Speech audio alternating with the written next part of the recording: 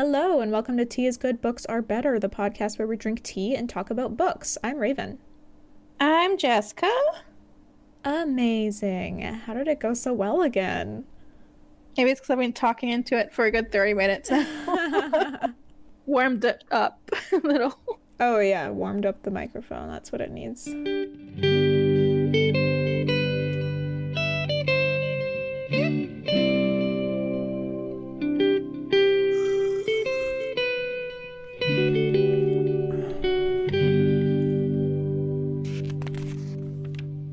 What are we drinking today? I think I have my turmeric orange tea with honey, hoping that it will help soothe my bloated tummy. Nice. Yeah. I'm drinking soda pop again. That's not tea. I know. I'm blasphemous.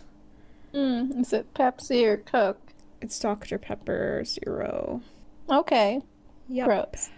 It's not. It's quite delicious. Even more offensive with the zero added to it. No, S tier drink. What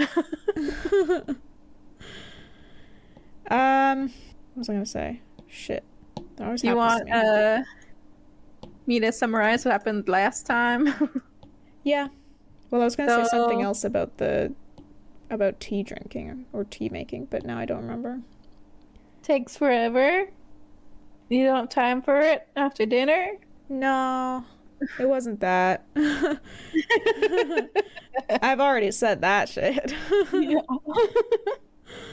Yeah, I have this thing where like I either need to interrupt people to say what I'm thinking immediately, or I forget what I was gonna say when they're done talking, That's fair. which I don't Yep. know if everyone has that problem. I'd say a good amount of people would be able to get it. Get what? Sympathize with you. Oh, okay. Feel that You feel that? sometimes.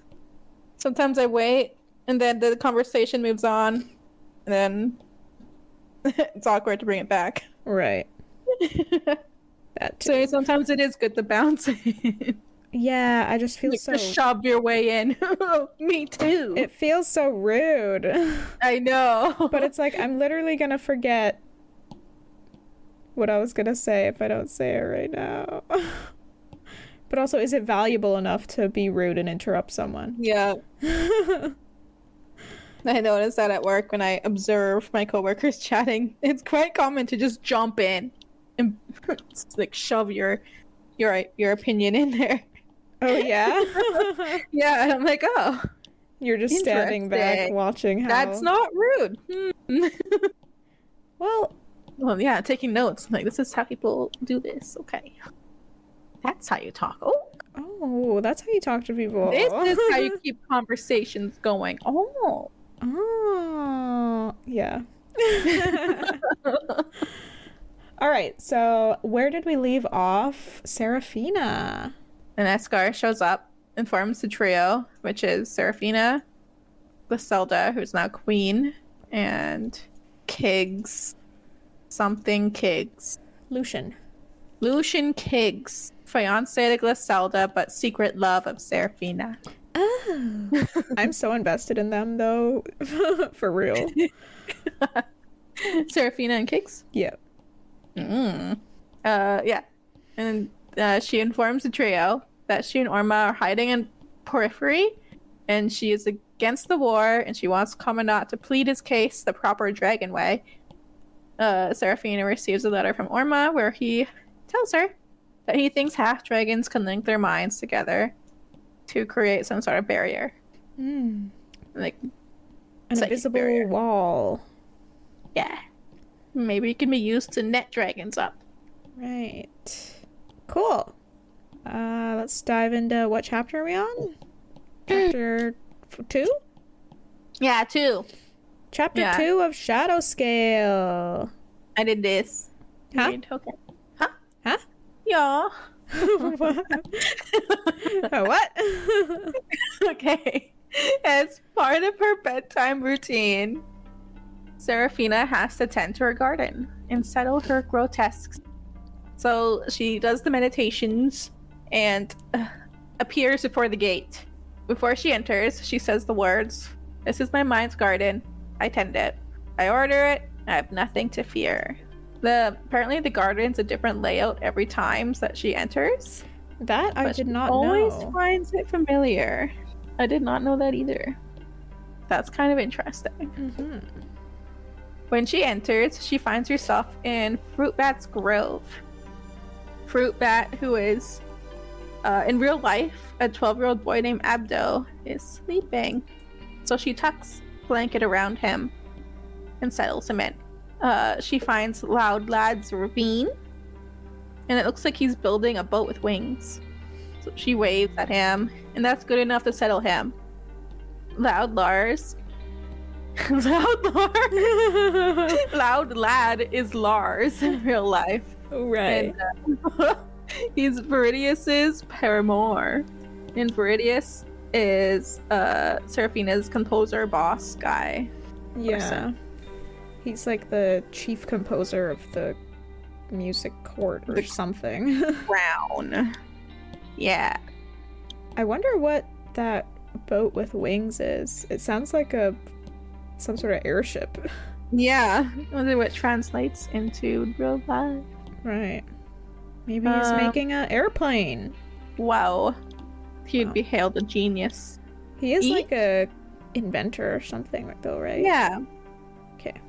That'd be good with dragons. Planes dropping bombs. Oh shit. That reminds me of Sucker Punch. Do you remember that movie? Oh, yeah. There's like a scene where they're fighting a dragon and they're in a helicopter with a fucking machine gun. Right. What a crazy movie. It starts getting off the rails. It goes off the rails within the first like 15 minutes. That's true. Oh, that movie is a trip. Anyway, go on. Each grotesque has quirks or traits that seem to correspond to their real-life counterparts. I believe Fruit Bat, who is always dangling in the trees, is like some sort of acrobat, I think. Like, he's some sort of like a troupe performer Yeah. kid. And Loud Lad, Loud Lad, is an inventor of strange instruments in machines. Right. She settles the librarian who is studying fossils. Then Glimmer Ghost, who is folding paper butterflies that flutter around her in huge flocks. And then Bluey, who has red hair sticking straight up. I instantly think of like an anime character. Red hair sticking straight up. Yeah. Like a hedge, I think she said. She arrives at Miss Pusspot's, who is on her hands and knees, crawling around, whipping up weeds before they sprout. And Miss Pusspot's is Dame Okra Carmen, who is a Ninny-ish ambassador. Ninny-ish? I think that's right. I think Ninish. Oh, ooh, shit. And apparently Dame Okra has like some sort of ability to kind of see into the future. Yeah. She settles Finch, an old man with a beak, and she wonders if he has a beak in real life and if he's been shunned for it. She settles the twins Nig and Nagini, and then elderly Pelican Man, and winged Mr. Some of these guys have weird names. Mr. How's it spelled? It's Misere. Whoa, Missouri. Okay. Yeah. So she settles Master Smasher, who is tall and statuesque. He's walking around picking up pieces and putting them together. She remembers the first time she saw Master Smasher in a vision, which was before she had her garden. So these visions would have knocked her out. she would have fainted. Mm-hmm. She saw him dragging an ox cart full of crates up a steep mountain, I think. And when he couldn't pull the cart anymore, he just carried the crates 2 at a time to the summit, where he would throw them one by one back down the mountain, screaming in another language. And when he was done, Seraphina got the sense that he was about to throw himself down. And in her desperation to save him, she reached out and she touched his face and begged him not to. And he had taken a step back, vomited, and then stumbled back down the mountain. Whoa. So she somehow managed to reach out through her vision and get to him. That's a big deal. That's definitely an interesting power that she hasn't yet explored, I don't think. Yeah. So she's quite fond of him, of how serene he is now, compared to when she first saw him. Okay. She settles elderly Newt, who is rolling around in mud, then Sharktooth Gargoyella. Did I spell this right? No way. What is it? I think I wrote down Pandodim, which I don't think is right. Oh. Who looks like the giant silver-scaled slug. Oh. Like, there's a lot of... I'm, like, listing all these grotesques. I feel like they're gonna get lost. Yeah. Lost in your brain. Wait, was it Pandodi or something like that? Yeah, it could be. Because I've written down Pandodim. But I think I miswrote that. Let me try and find it real quick. Oh, Pandowdy. Pandowdy. It's Dowdy.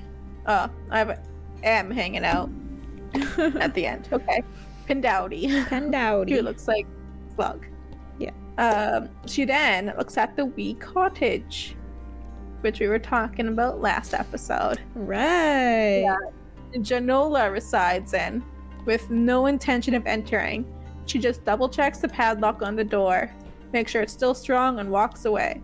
She's terrified of Janola because Janola is aware of the garden and of Seraphina, and she had moved her entire consciousness into Seraphina's head and tried to take over. Which, Whoa. holy moly. Holy moly. Oh my god. Seraphina luckily managed to trick her into entering the cottage, where she locked her in. Like, no wonder she's terrified of Janola. I wonder if that's just how Seraphina interpreted what was happening. Ooh. Like, maybe Janula wasn't trying to take over her mind. I don't know what else she might have been trying to do, but I'm just curious about whether Seraphina interpreted that correctly. For sure. But maybe she did. Maybe Janula's an evil, crazy psycho who wants to control other Yasari. Yeah.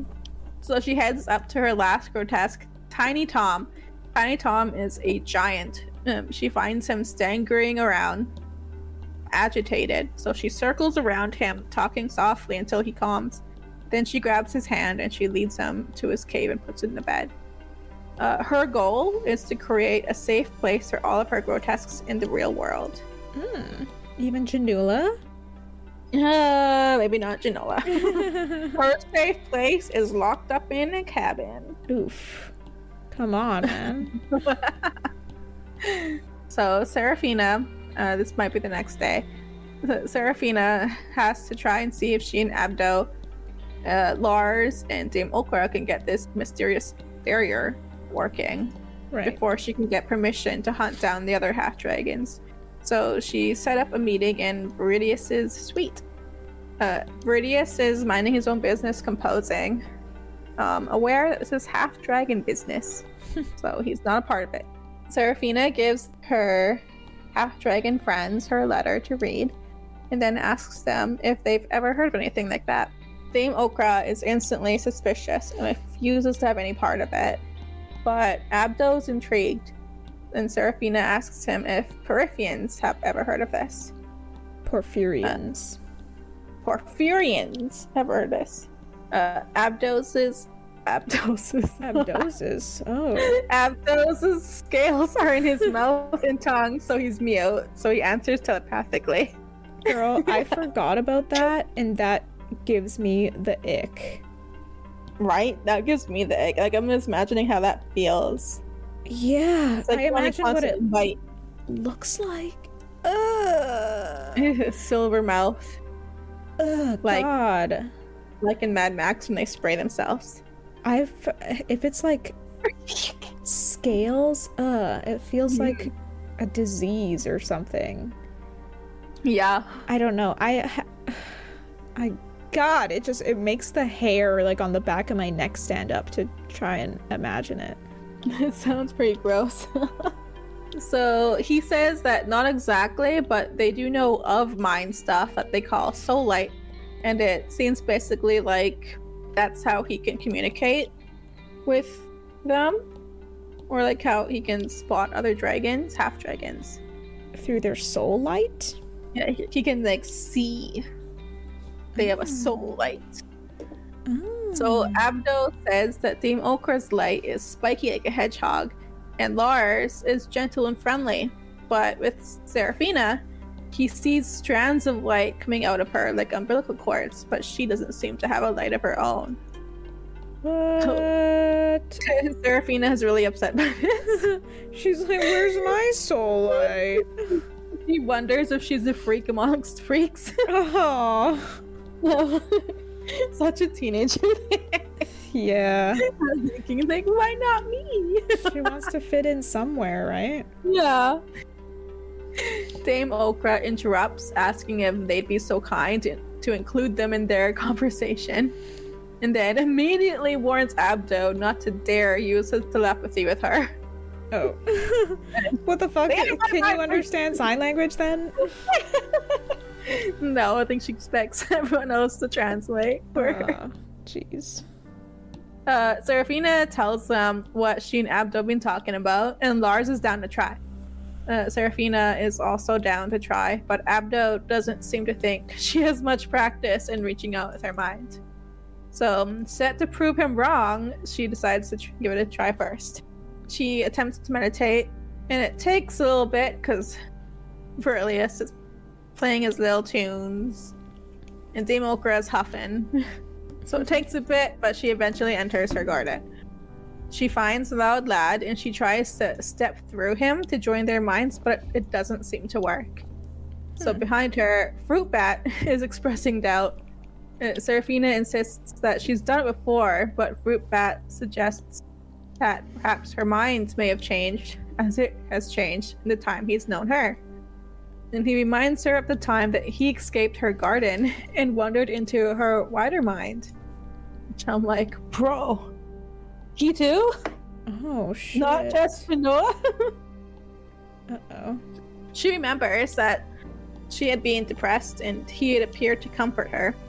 She had thought for a second that it was Genola taking over her brains.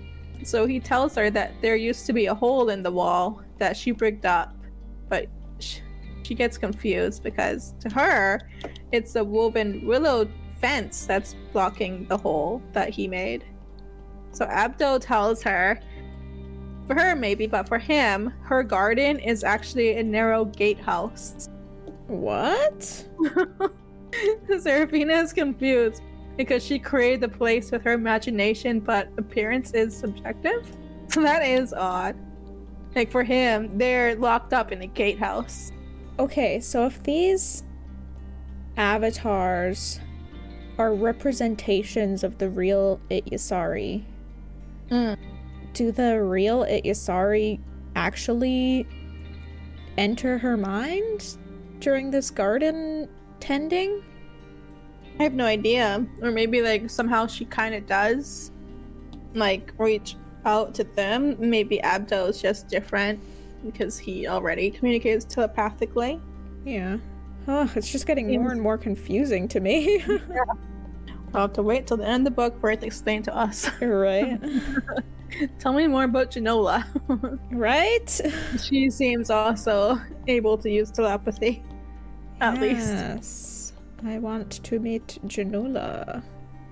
Yeah, she's freaky.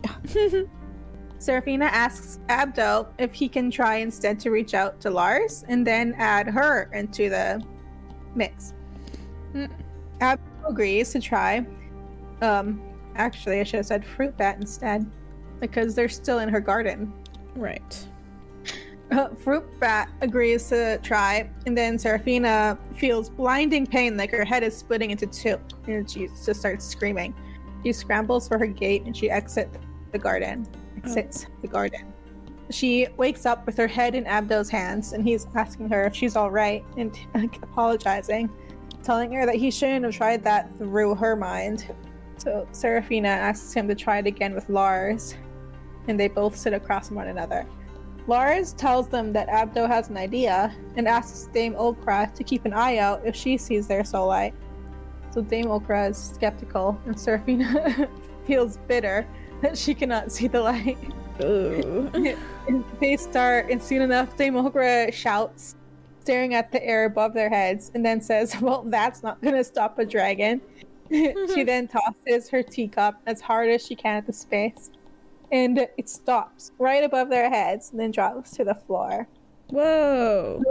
There's something there. So Dame Okra sneers and asks if that's the best they can do, and Abdo seems to acknowledge her. And Okra shouts duck and throws herself out of the way. Seraphina is not fast enough though, so she's thrown over the couch. Oh, did the wall like thrust towards her?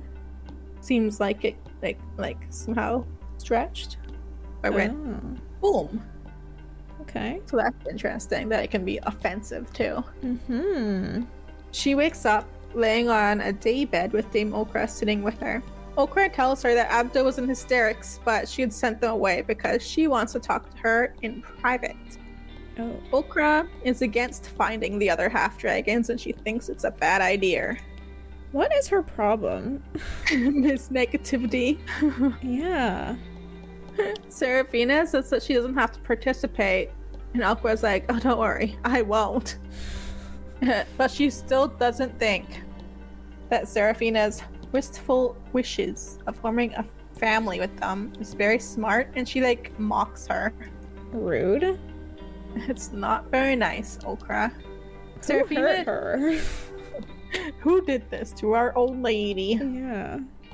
Seraphina is shocked that Okra knows her true intentions of trying to find a family, and argues that she just wants to help the others, and many of them have had it much worse than them. Dame Okra bristles at the suggestion that she's had it easily, and she angrily brings up her difficult past. Seraphina asks, surely she's found peace finding out that she wasn't the only one though, and Okra agrees that Abdo and Lars are alright, and she guesses Seraphina is not too bad. Seraphina asks if she would not tolerate the others, and basically that because she managed to pull herself from the mud doesn't mean that others don't deserve compassion, because they haven't been able to do so too.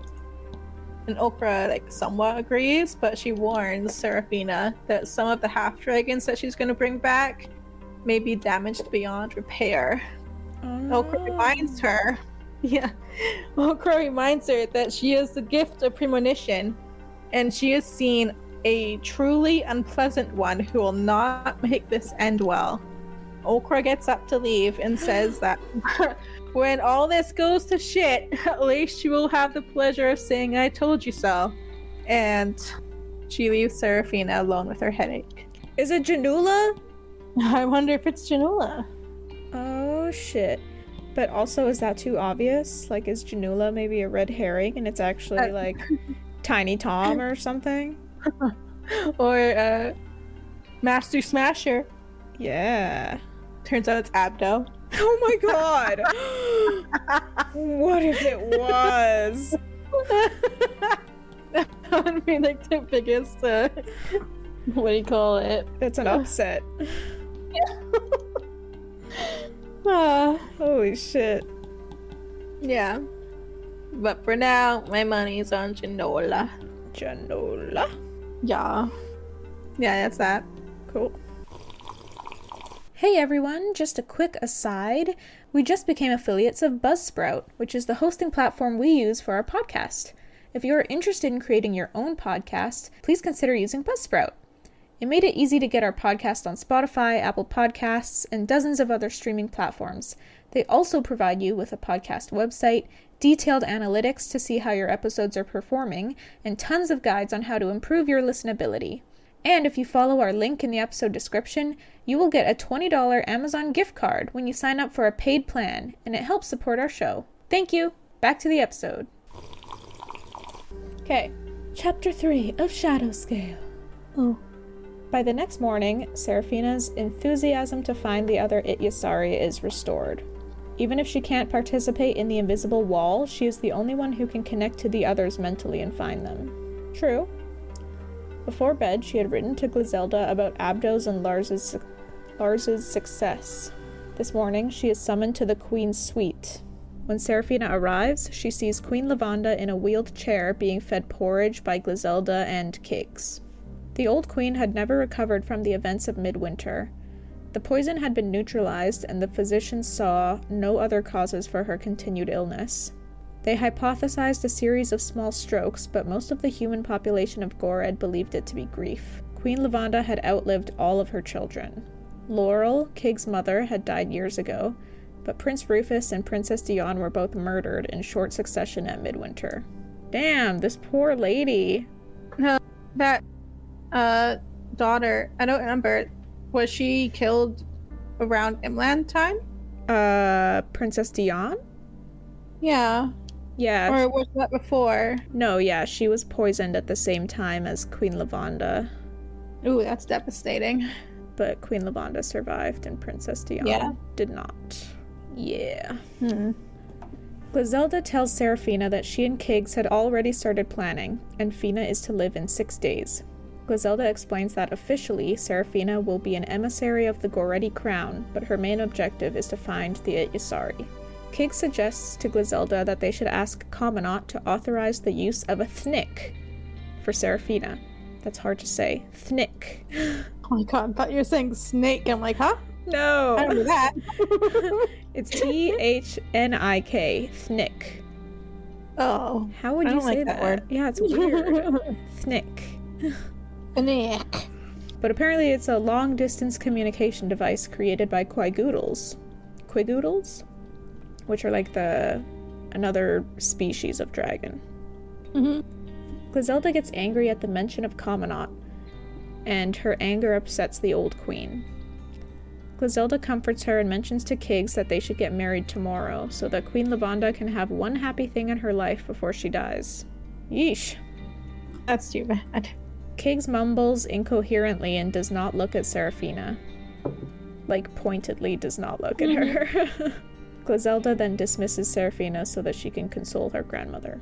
Seraphina leaves, and as she's walking back to her room, she realizes she has no travel clothes. So, she starts to head to the seamstress's workroom, but realizes they're only going to make her gowns.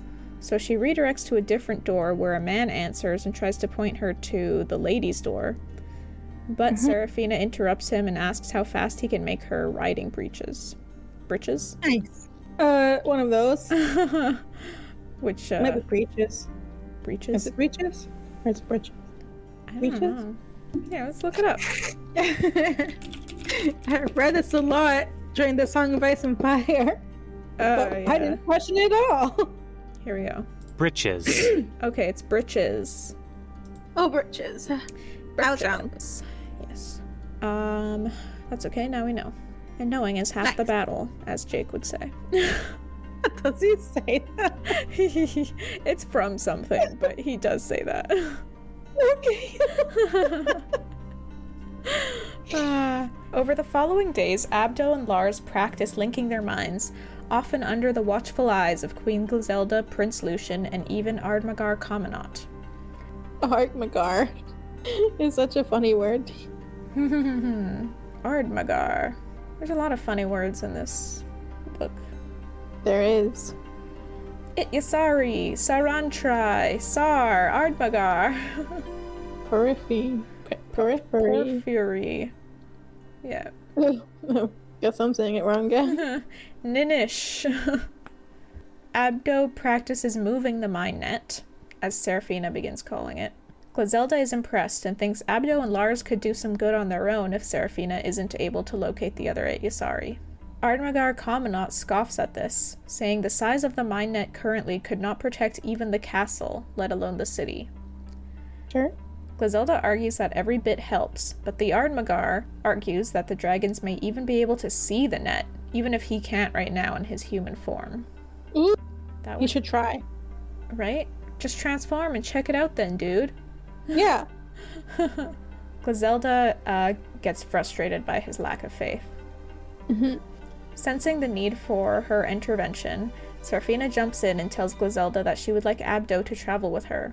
He can see the mind fire of the other half-dragons, which will help locate them. Glisselda wonders if Dame Okra can help instead. She says she would feel better with Abdo and Lars at home. Old lady traveling so far? Doesn't make sense in my brain. Dame Okra? Yeah. Isn't she like an elderly lady? I don't think she's that old. I pictured her like No. middle-aged. Oh shit. I was imagining an elderly lady. I could be wrong though. Hang on. Oh, she's 110. The hell? No, that is old. Yeah. I will take back what I said. You want her to travel, Glisselda? Are you cruel or something? She lives longer because she's a half dragon, I'm assuming. So does she actually Perhaps. look like she's 110 though? I always thought the description was an old lady. Damn, maybe she is. And she has a tail. How's she gonna ride? Well, she's from Ninnis. She got to Gored somehow. Sitting on a wagon. And I think the plan is for her to go home to Ninnis anyway. Ooh, okay. And she doesn't want to help out. Might as well. She seems very against putting in any effort at all. Yeah. And she's like, no one touches my brain. Yeah. No one but me. Someone heard her. Yeah, someone touched her brain before. Maybe. It was Abdo. But yeah, Glisselda is saying she would feel better with Abdo and Lars at home. I guess so that they can use their little mine net if it becomes necessary. Their little slingshot against the dragon. Yeah, they could maybe bump it while it's in the air. I guess so. Commandant says that his loyalists won't let the war come to Gored. But Glisselda turns livid at this and tells him that she's lost faith in him. Then she leaves. Seraphina takes the Ardmagar by the arm and leads him into the palace. At midwinter, he had named her his teacher, which is a title of tremendous honor among dragons. It meant he ceded her some authority over him, specifically the understanding of humans. Seraphina leads Commandant to the South Solar, where she gives the queen her harpsichord lessons. Seraphina asks why Glisselda is so annoyed with him, and he starts by saying he sent Eskar back to Porphyry, which upsets Seraphina slightly because she wanted to speak with Eskar about Orma. Did not get a chance to do that, unfortunately. Commandant explains that Eskar's plan was to draw enemy troops south, away from the capital of Tanamut, in order to leave the capital vulnerable. But this would bring the fight to Gored, and the damage would be extensive. Seraphina doesn't think that should have angered the queen, but Commandant continues. During his argument with Eskar, she had brought up some defeats Commandant failed to mention to the queen. Commandant tells Seraphina that the old Ard have a new strategist, a general laity? That sounds better than lady. A general laity who cheats egregiously. Oh? Like a dragon? Another dragon? I believe this is a dragon, yeah. Okay. He ambushes out of hatcheries with no qualms about destroying the young. Oh. His Ards pretend to surrender and then don't. And his forces will keep fighting even when they are beaten just to maximize casualties. Oh. That's sort of fucked. Yeah, that's a crazy dragon. Yeah. Whoa. You're dealing with psychos over here. Uh-huh. He ambushes out of hatcheries with no qualms about destroying the young. Jeez. I That dragon life was sacred. Right? You.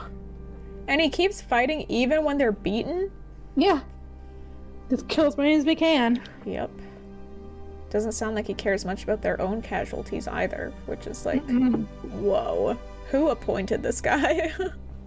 It's kind of terroristic. Right? Even like a little, what's the word I'm looking for? Just like no care for his own life either, it kind of seems like. No. Which is like Just scary. doing as much damage as he can. Yeah.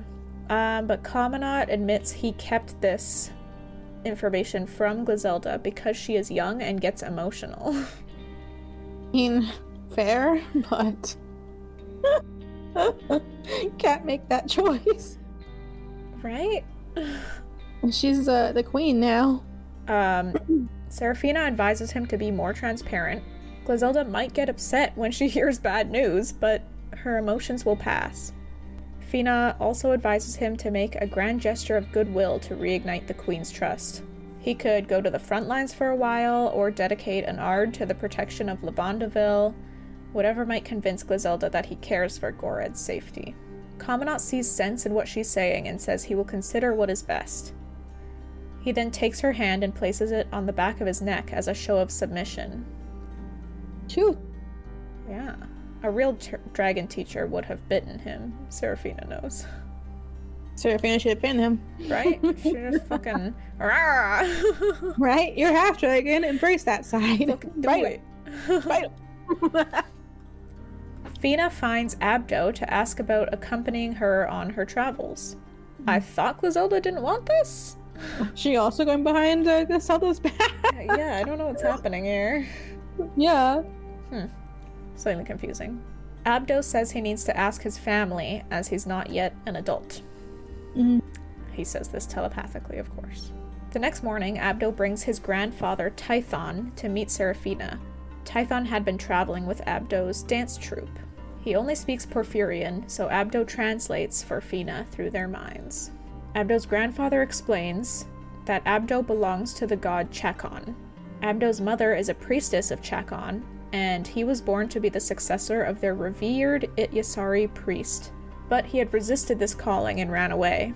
Seraphina is curious about the Ityasari priests, as here in the Southlands, half-dragons are abominations and need to hide their existence.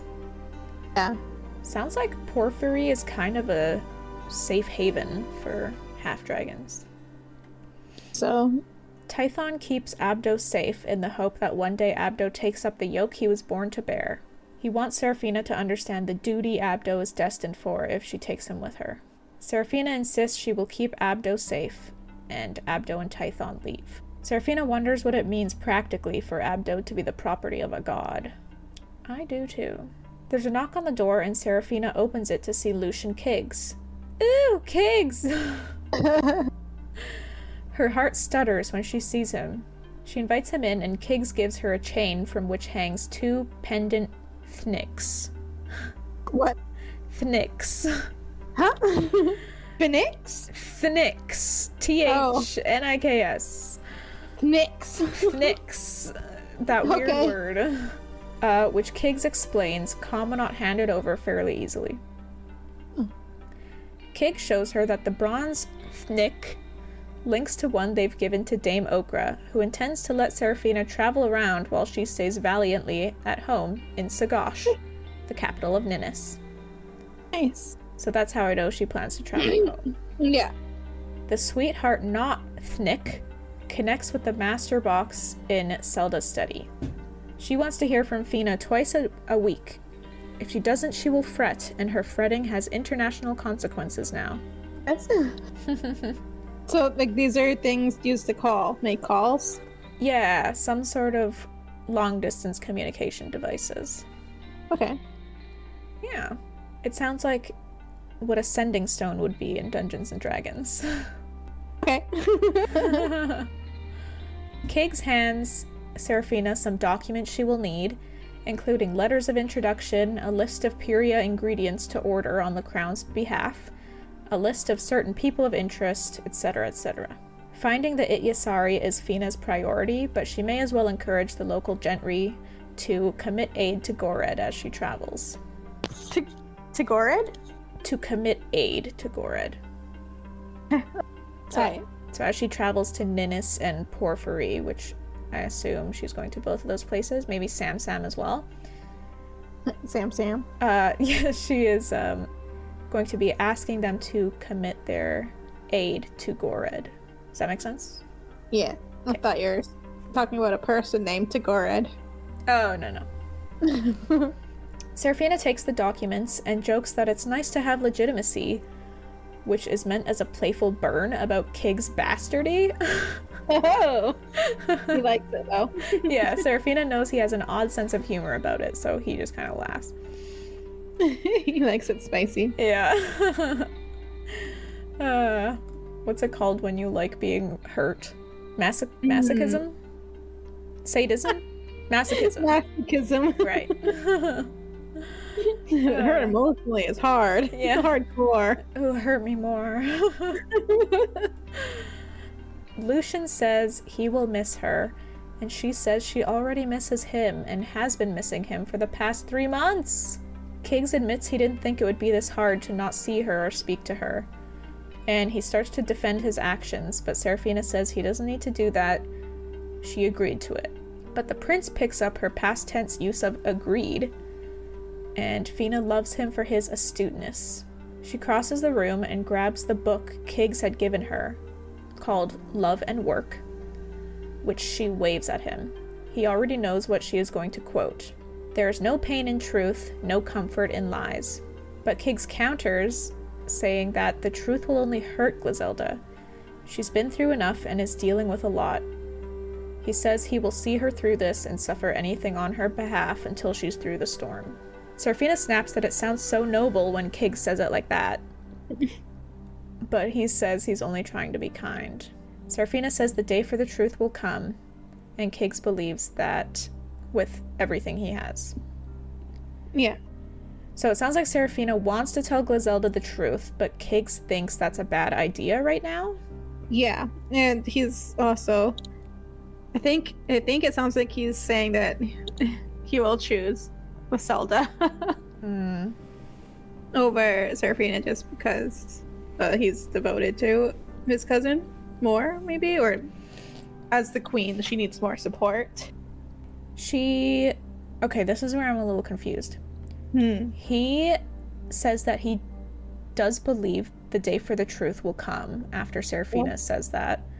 So he intends to tell Glisselda the truth at some point, and the truth would be that he loves Seraphina, right? Yeah.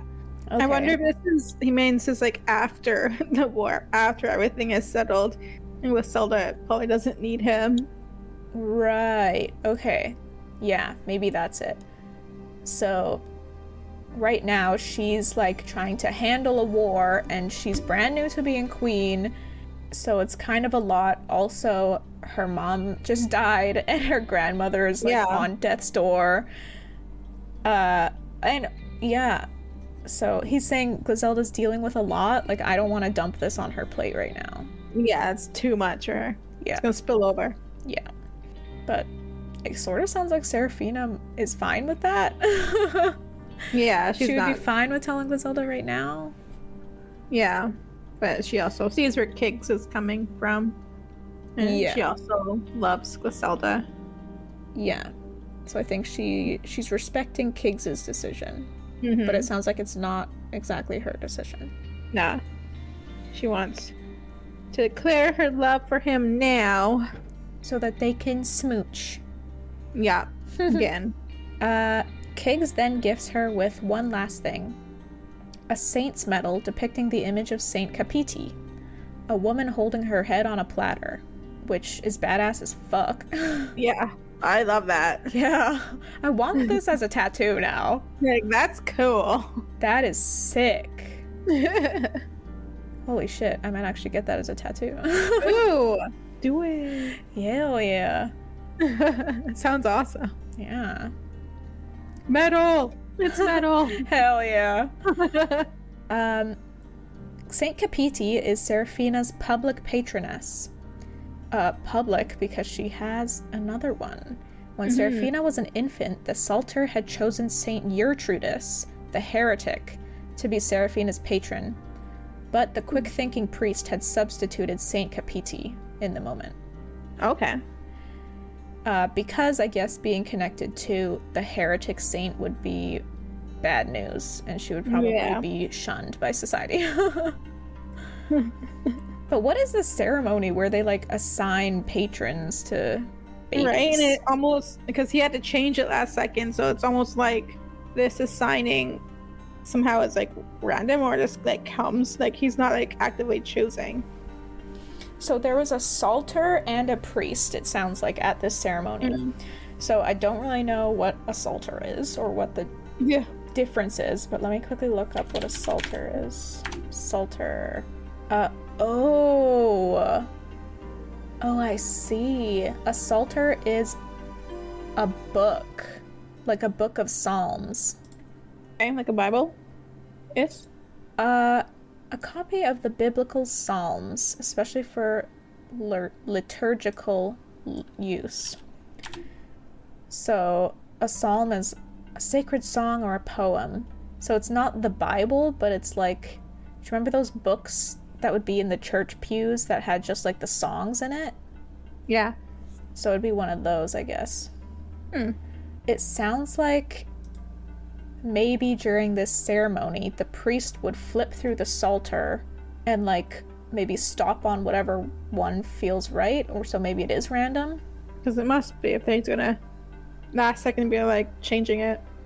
Yeah, because it sounds like it landed on Saint Gertrudis, and he was like, let's make it Saint Capiti. Yeah, Fina has never told anyone about Saint Gertrudis. Not even Kiggs? Being her true patron, not even Kiggs. Ooh. So he believes Saint Capiti to be her true patron. Yeah.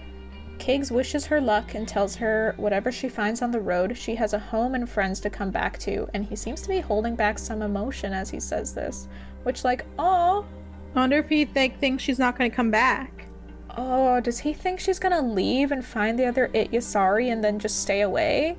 Yeah. Oh, shit. Leaves with her new family.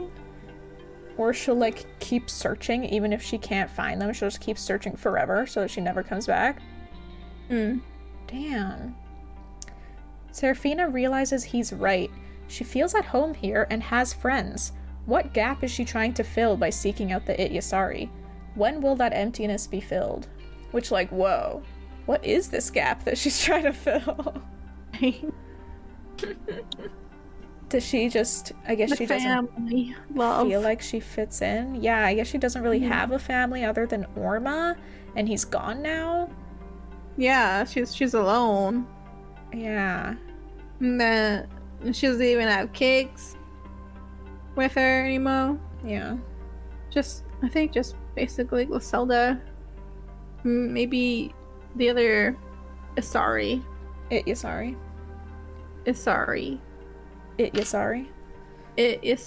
Yeah. Why are they all the hardest to say words ever? She's purposely trying to trip us up. Right?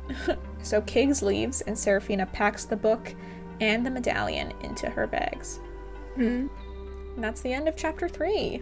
Let's get on the road and find these Ityasaris. I am very curious about Janula specifically, as well as the one that Dame Okra said she saw will be trouble. Yeah, the one that she's nervous about. Yeah. So getting the hell out of Dodge. She's leaving Gored. She doesn't want to. I guess she doesn't want to be around Dame Okra? Yeah. I don't know. I don't remember why she came to Gored. Like, maybe it's just time to go home anyway, or maybe she is like, I'm leaving. This place is fucked. Your own mess. Right?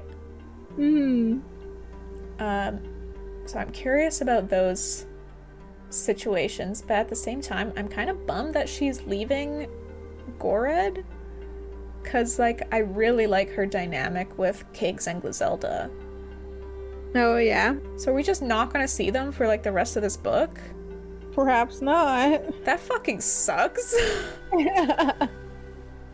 Like maybe she'll like make calls on her Thnicks or whatever they are. Hey, it sounded good when you said it. Did it? Mm-hmm. It sounded natural. Huh.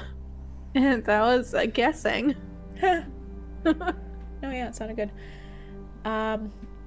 Yeah, she'll make calls, but it's not the same. No, there's not going to be the wistful staring.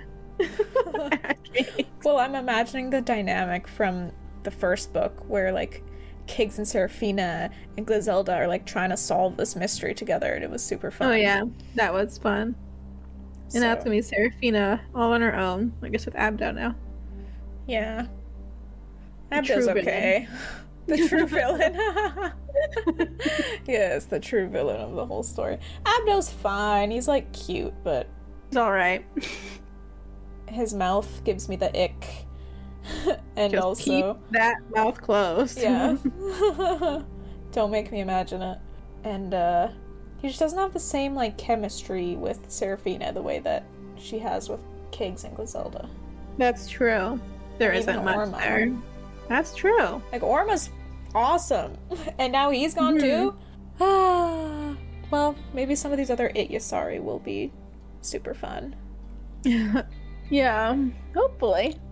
I want to check out this fucking slug. What the hell? Oh, yeah. What is this? And are they that grotesque in real life?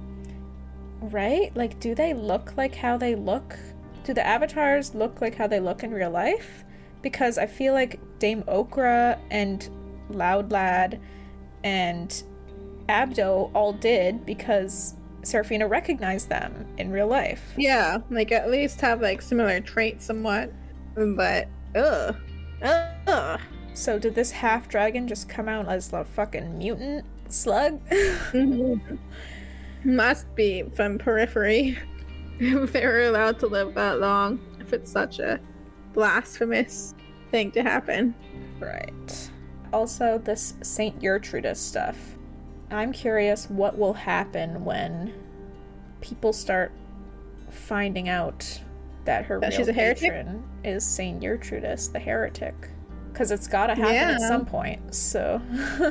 Start by telling Kiggs that he Yeah. gave you the wrong saint. Even though she's cool as fuck. Saint Yeah, the Capiti- headless.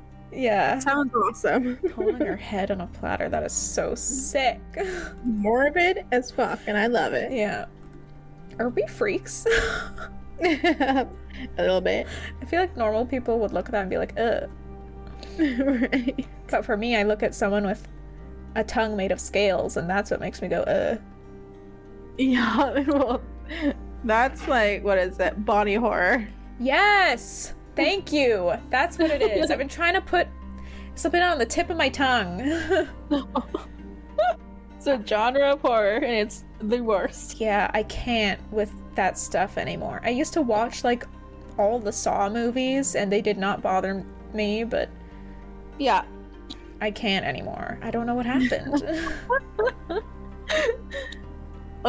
Yeah. I can't watch stuff like The Fly. Oh. Because that, it looks so good. Do you see? Whoa. I've never seen it. So is it like the transformation part that is Yeah. bothersome, or like the full As fly part? he's- Both. Okay. Because it's horrendous and like it holds up. Like this is an old film. Yeah. The actual like makeup and all that, amazing. The story is really good. It's a good movie, but holy shit, it's nightmare fuel. Yeah. Anything like that is nightmare. Nightmare. Yeah. It's like this one time I was scrolling through like Reddit or something, and this, oh god, even thinking about it, just like my whole body wants to curl up into a ball.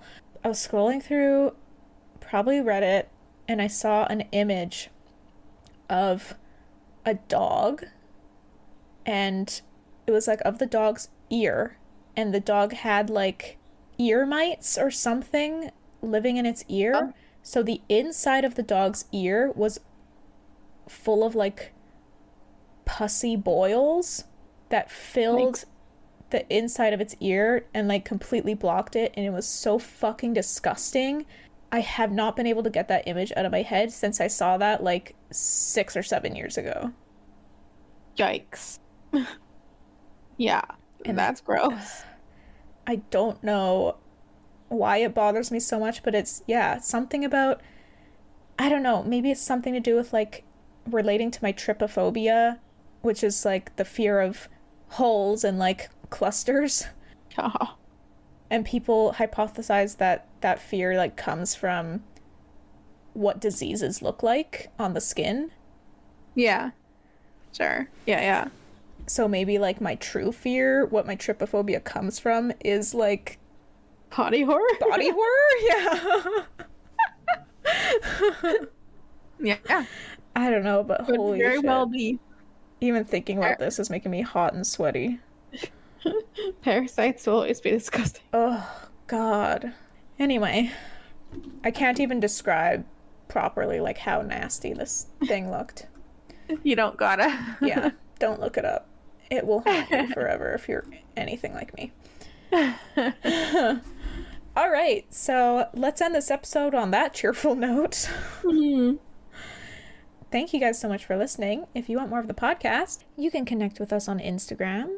You can follow our podcast, TIGBAB Podcast, or choose to follow us individually. My username is Crimby, and Just goes by just.egan24. Additionally, find us on Facebook by searching for TIGBAB Podcast or Tea is Good, Books Are Better. Also, don't forget to explore the music of our talented friend, Bahram, on Spotify. He created the catchy jingle you heard at the beginning of the episode and produces amazing ambient tunes. Perfect for reading, actually. So it's Bahrambient on Spotify, and that's spelled Bahrambient. Lastly, consider checking out our Patreon page at patreon.com/teaisgoodbooksArebetter. We offer a $5 tier where you can listen to us force our brother to watch Game of Thrones, or enjoy outtakes and access other behind-the-scenes content. Most importantly, sharing our podcast with your family and friends would mean the world to us and greatly contribute to our podcast's growth. Thank you so much for being a listener. And we'll see you next time for more Seraphina. Maybe she finally leaves Gored. How quickly? Start her travels. Huh? Yeah. How quickly do you think she'll find another Ityasari? 3 chapters. If it's anything like A Song of Ice and Fire, we're gonna get a few chapters of travel. If it's anything like Song of Ice and Fire, it's gonna be fucking 10 years of traveling before anything happens. Yeah. Well, A Feast for Crows specifically. Mm-hmm. But yeah, I'm actually curious to compare like the travel sort of scenes. Yeah. That'll be interesting. Pretty cool. Yeah. Cool. Looking forward to that. We'll see you guys in the next one. Thank you so much for listening. Hey. Bye-bye. Ciao.